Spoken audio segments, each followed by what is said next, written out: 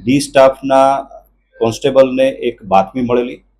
વર્ષ 2018માં Rander police station ખાતે દાખલ થયેલ ગુનો, જેમાં હેમલતાબેન ચૌધરી નામની મહિલા દ્વારા મુખ્યમંત્રી આવાસ યોજનામાં મકાન અપાવવાના નામે રૂપિયા 21 થી 22 લાખ જેટલી રકમની ઠગાઈ થયેલી અને ત્યારબાદ આ મહિલા જે છે એ ભાગતી ફરતી હતી. તેની બાતમી મળતા વિવિધ ટેકનિકલ ઇન્ટેલિજન્સની અને એનાલિસિસના આધારે આ આરોપીની ધરપકડ કરવામાં આવેલ છે, જેની ધરપકડ કરી પૂછપરછ સહિતની આગળની કાર્યવાહી ચાલુ છે.